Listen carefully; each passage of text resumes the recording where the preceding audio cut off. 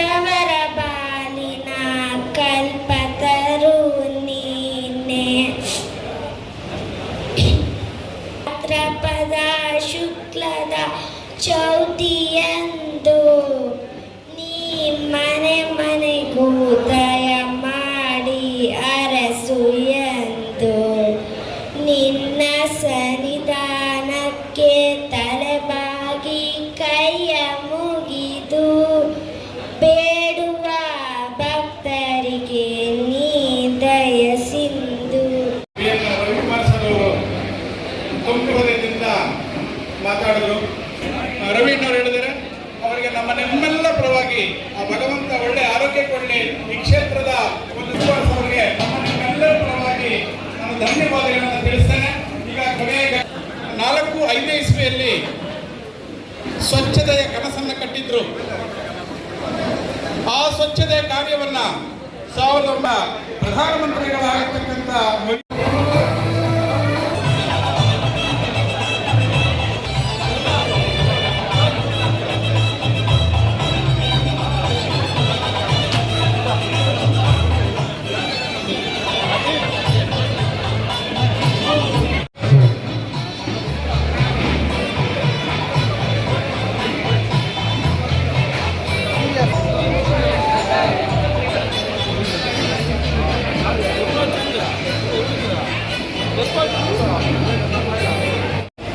ನಮಸ್ಕಾರ.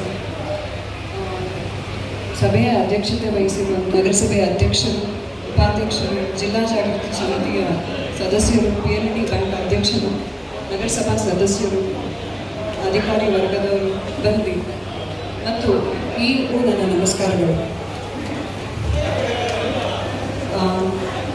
ನಮ್ಮ ಪೌರ ಕಾರ್ಮಿಕರಿಂದಲೇ ನಮ್ಮ ಇಲಾಖೆ ಇದು ನಾನು ಬಹಳಷ್ಟು ಕಡೆ ಹೇಳಿದ್ದೀನಿ. ನೀವು ತಾಲೂಕಿನ ಸ್ವಚ್ಛ ಮಾಡುವಂತಹ ಕಾರ್ಯದಲ್ಲಿ ಪ್ರವೃತ್ತಿ ಇವರ ಮುಂಚೂಣಿಯಲ್ಲಿದ್ದಾರೆ.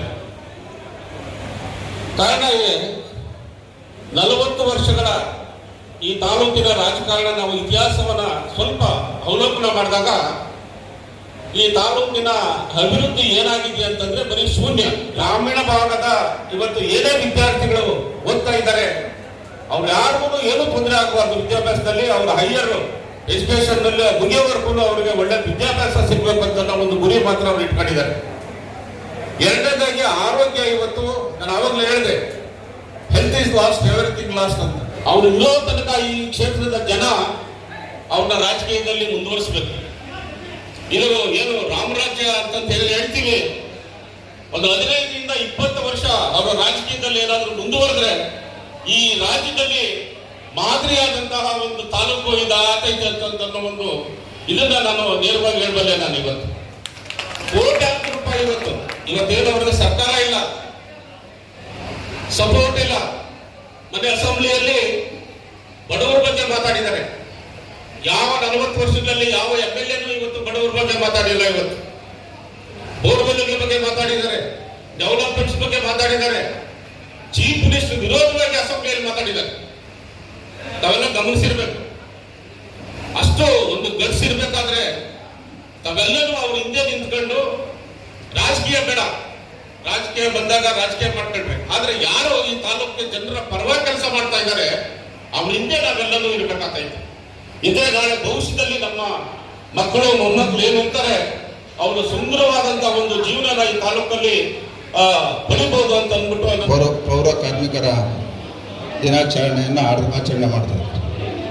ಇವತ್ತು ನಾನು ಈ ಕ್ಷೇತ್ರದಲ್ಲಿ ಶಾಸಕನಾಗಿ 2 ವರ್ಷ 4 ತಿಂಗಳು ಅಂದರೆ 28 ತಿಂಗಳು ಆದಮೇಲೆ ಇವತ್ತು ನಾನು ಮೊದಲನೇದಾಗಿ ಇವತ್ತು ಪೌರ ಕಾರ್ಮಿಕರ ದಿನದಂದು ಇವತ್ತು ನಾನು ಈ ಕಾರ್ಯಕ್ರಮದಲ್ಲಿ ಭಾಗವಹಿಸಿದ್ದೀನಿ. ಇವತ್ತು ನಮ್ಮ ಒಂದು ಗುರಿ ಇರತಕ್ಕಂಥದ್ದು ಈ ಕ್ಷೇತ್ರದ ಸ್ವಾಭಿಮಾನ ಮತದಾರರ ಒಂದು ಆಶೀರ್ವಾದದಿಂದ ನಾನು ಇವತ್ತು ಈ ಕ್ಷೇತ್ರದಲ್ಲಿ ಒಬ್ಬ ಸಾಧಾರಣ ವ್ಯಕ್ತಿ ಇವತ್ತು ಶಾಸಕನಾಗಿದ್ದೀನಿ.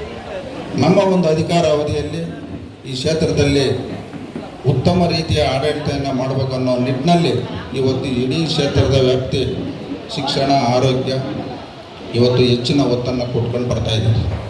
ಇವತ್ತು ನಾವು ನಮ್ಮ ಶಿಡ್ಲಘಟ್ಟ ನಗರಸಭೆ ಸಂಬಂಧಪಟ್ಟಂಗೆ ಇವತ್ತು ನಾವು ನೋಡಿದಾಗ ಇಡೀ ರಾಜ್ಯದಲ್ಲಿ 224 ಕ್ಷೇತ್ರಗಳಲ್ಲಿ ಭಾಳಷ್ಟು ಹಿಂದುಳಿರ್ತಕ್ಕಂಥ ನಗರಸಭೆ ಯಾವುದಾದ್ರೂ ಇದ್ದರೆ ಅದು ಶಿಡ್ಲಘಟ್ಟ ನಗರಸಭೆ ಅಂತ ನಾನು ಈ ಸಂದರ್ಭದಲ್ಲಿ ಹೇಳಕ್ಕೆ ಬಯಸ್ತೇನೆ.